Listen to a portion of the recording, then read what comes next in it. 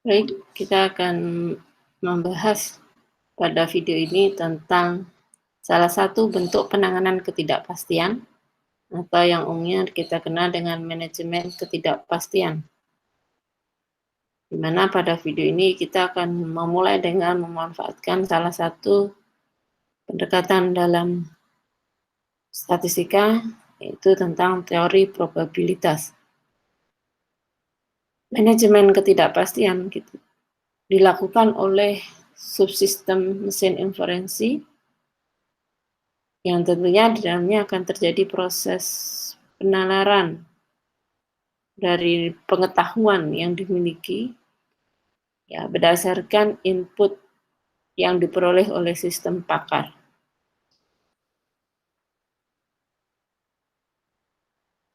Dalam video penjelasan ini ya, kami anggap bahwa teori dasar tentang probabilitas sudah dipahami.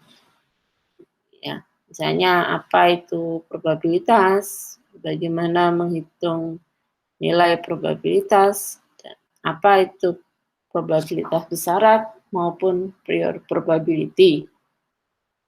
Nah, salah satu teori dasar probabilitas yang dimanfaatkan dalam penanganan ketidakpastian ini adalah terima bias, ya, yang mana sehingga nanti kita sebut selanjutnya dengan penalaran bias atau kaidah Bayesian. Teorema bias ini berkaitan dengan konsep probabilitas bersyarat yang mana bahwa suatu kejadian tertentu kemunculannya akan tergantung pada kejadian yang lain. Ya, jadi kalau dirumuskan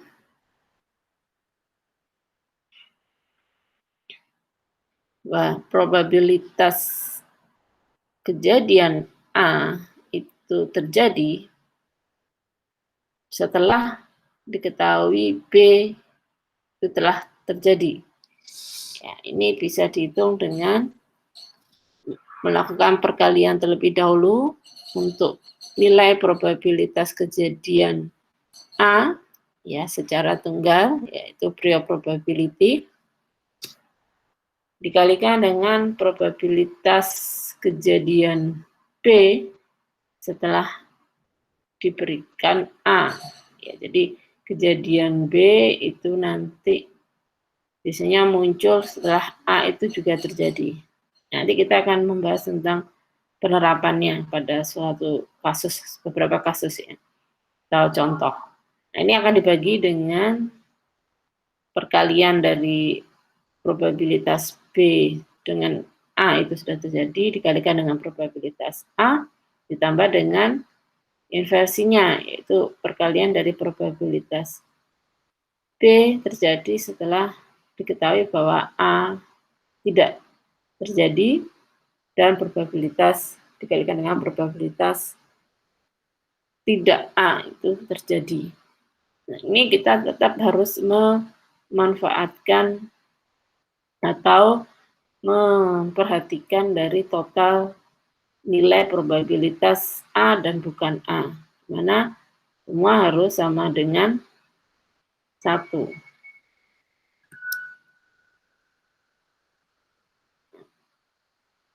Bentuk teorema Bayesian berkaitan dengan hipotesa dan evidence. Ya. Ini kita terapkan di sistem pakar ya, karena di sistem pakar nanti keputusan-keputusan dari sistem pakar itu umumnya masih berupa hipotesa atau dugaan. Jadi karena sistem pakar itu berusaha mendekati konsep human expert, ya, jadi keputusannya ini masih berupa dugaan, jadi tidak yakin terjadi. Kita hanya memberikan rekomendasi atau semacam dugaan hasil. Dan ada evidence. Evidence ini nanti berkaitan dengan hal-hal yang menjadi syarat atau kalau dalam bidang medis itu simptom-simptom atau gejala-gejala yang diperlukan untuk mengatakan bahwa hipotesa itu bisa kita tegakkan atau hipotesa itu bisa kita jadikan sebagai hasil tes Sempakar. Nah, jadi kalau kita kaitkan dengan hipotesa dan evidence, ya, maka yang kita cari ya nantinya di proses penalaran Bayesian ini adalah nilai dari probabilitas hipotesa tersebut ya berdasarkan dari evidence yang sudah ditemukan. Ya. Jadi rumusannya yang persamaan di slide sebelumnya itu akan menjadi probabilitas atau posterior probability dari hipotesa H ya, ketika diketahui evidence E itu sudah terjadi. Nah, itu kita bisa hitung dari probabilitas hipotesa H itu benar, ya. Jadi nanti probabilitas hipotesa itu diperoleh dari mana? Ya diperoleh dari, kalau misalnya dari bidang medis, ya misalnya penyakit ini itu akan muncul, ya probabilitas akan terjadi itu seperti apa? Jadi bisa dilihat dari rekam medis atau data kumpulan data medik ya yang bisa mengetahui pada periode waktu tertentu itu dia muncul berapa kali dibandingkan dengan sekian penyakit yang lain. Jadi perbandingannya dia dengan hipotesa H dengan hipotesa lain. Itu seberapa besar ya potensinya. Nah, nanti itu akan kita kalikan dengan probabilitas bahwa evidence E itu ditemukan pada hipotesa H. Ya, jadi probabilitas hipotesa H benar akan menghasilkan evidence E. Sebagai contoh, nanti bahwa evidence batuk itu akan muncul di hipotesa flu. Ya, itu seberapa probable. Nah, itu berarti probabilitas hipotesa H benar akan menghasilkan evidence E, atau probabilitas evidence E itu muncul pada hipotesa. Nah, itu cara membacanya seperti itu. Nah, ini akan dikalikan dengan probabilitas H itu sendiri, ya, hipotesa H. Dibagi dengan probabilitas, jadi evidence E itu muncul pada hipotesa H dikalikan dengan probabilitas hipotesa H ditambah dengan prior probability H itu salah, ya, dikalikan dengan probability menemukan evidence E ketika hipotesa H itu adalah salah. Nah, bagaimana ketika hipotesa itu tidak hanya satu? Jadi, ini akan berkaitan dengan, nah, bukan H ini. Nanti kalau ini kita anggap bahwa hipotesa itu hanya dua, H dan bukan H. Nah, padahal pada kenyataannya di suatu sistem pakar, ya, apakah itu medik atau apakah itu dalam bidang pertanian, bidang otomotif atau yang lain, itu suatu hipotesa itu sangat jarang hanya ada dua, biasanya akan banyak. Sehingga kita generalisasi dari Bayes ini menjadi seperti persamaan berikut. Jadi probabilitas dari hipotesa ke I ya dengan diketahui evidence E itu sudah ditemukan, itu sama dengan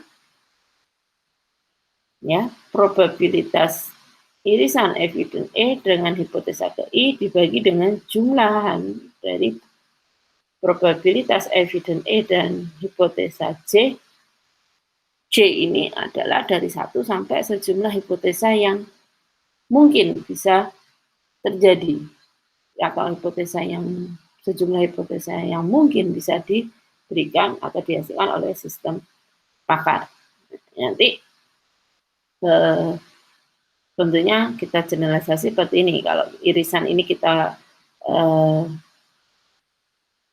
turunkan menjadi perkalian antara prior probability dengan conditional probability ini, maka tentunya akan seperti ini. Nah, kita langsung pada contoh ya untuk mudahnya. Jadi, misal kita ada 2 mangkok yang penuh dengan kue kering. Nah, mangkok satu ini kebetulan ada 10 keping kue kering coklat dan 30 keping kue kering plain ya, original ya. Sedangkan untuk bowl 2 atau mangkok 2 ini ada 20 keping coklat dan 20 keping yang original. Nah, teman kita misalnya sebut saja Fred, itu akan mengambil mangkoknya secara random dan kemudian meletakkan cookiesnya itu juga secara random. Nah, ini kita asumsikan bahwa si Fred itu tidak akan melakukan tricky terhadap bowl. Jadi posisi bowl itu sama ya. Jadi nanti tidak ada mana yang menjadi ketergantungan ya, independen. Kemudian, nah pertanyaannya adalah seberapa mungkin si Fred ini akan mengambil kue kering plain ya, pada bowl 1. Kita bisa ilustrasikan di sini misalnya hipotesa 1, berarti kan tadi pertanyaannya adalah itu berkaitan dengan bowlnya ya atau mangkoknya. Berarti kemungkinan kan karena ada 2 mangkok, berarti hipotesanya adalah hipotesa 1 itu mangkok 1, hipotesa 2 itu adalah mangkok 2. Nah, karena tadi diasumsikan bahwa bowl 1, mangkok 1 dan 2 itu mempunyai porsi yang sama, maka probabilitas hipotesa 1 sama dengan probabilitas hipotesa 2 dengan menggunakan konsep jumlahan probability itu sama dengan 1, maka masing-masing itu akan bernilai 0,5 atau 50%. Kemudian kita lihat dari probabilitas kue kering itu ada dalam suatu mangkok. Ya. Kita hanya memperhatikan yang kue kering plain, ya, original. Ini yang original. Nah, di mangkok 1 itu ada 30 keping original, maka kemungkinan akan terambil original dengan sudah pada mangkok 1 itu berarti 30 dibagi 40. Ya, 30 ini adalah total kepingan kue kering yang original, 40 ini adalah jumlah kepingan kue kering, itu 0,75. Sedangkan di mangkok 2, 20, berarti 20 dibagi 40, 0,5. Nah, yang ditanyakan adalah probabilitas bahwa yang kita ambil adalah mangkok 1. Yang kita ambil adalah, kita sudah menyatakan kita ambil yang kue kering. Tapi kue kering ini dari mangkok 1 atau mangkok 2. Nah, ini kita hitungnya dengan persamaan. Berarti yang dicari adalah posterior probabilitas hipotesa 1 dengan diketahui yang terambil adalah kue kering yang original. Maka kita menggunakan persamaan ini. Probabilitas mangkok 1 dikalikan dengan probabilitas terambil kepingan original di dalam mangkok 1, nah, berarti 0,5 diperoleh dari sini, dikalikan 0,75, 0,75 itu dari yang ini, ya. Kemudian dibagi dengan jumlahan intersection antara hipotesa dengan evidence. Berarti karena hipotesanya 2, berarti probabilitasnya 1 dikalikan probabilitas D pada mangkok 1 ditambah probabilitas H2 dikalikan probabilitas D atau kue kering original di mangkok 2. Jadi tinggal 0,5 itu dari probabilitas A2, 0, yang ini dari probabilitas terambil kue kering pada mangkok kedua. Sehingga kalau kita hitung nanti jumlahnya adalah 0,6. Nah, dari hasil ini kita bisa lihat bahwa terjadi kenaikan nilai probabilitas untuk hipotesa 1 ketika dia sebagai prior probability dan menjadi posterior probability. Ketika menjadi prior probability dengan kita tidak menganggap atau tidak melihat kue keringnya, ya, apapun isinya, itu dia terambil, itu kemungkinannya 50%. Tetapi setelah kita pertimbangkan isinya, bahwa diketahui saya sudah mengambil kue kering original. Ya. Nah, pertanyaan ini original dari hipotesa dari mangkok 1 atau 2. Nah, itu ternyata kemungkinannya dia akan terpilih 0,6. Ya. Kenapa nilai ini akan menjadi naik? Karena kita lihat bahwa porsi dari kue kering, ya, di dalam mangkok 1 itu lebih besar daripada porsi kue kering di mangkok 2. Nah, ini mengakibatkan akan terjadi kenaikan peluang bagi mangkok 1 untuk terpilih. Ya, karena porsi kue keringnya lebih banyak di mangkok 1. Dengan catatan awalnya adalah mempunyai kemungkinan yang sama. Bisa kita tebak juga bahwa kemungkinan mangkok 2 itu terpilih dengan diketahui kita sudah mengambil kue kering, artinya kita ambil kue kering original itu dari mangkok 2, itu kemungkinannya bagaimana? Akan menurun pastinya, ya. Jadi akan, kalau ini 0,5 harusnya akan turun, ya. Bukan saya adalah 0,4. Karena apa? Porsinya lebih kecil daripada porsi di mangkok 1. Nah, ini contoh penerapan teorema Bayes.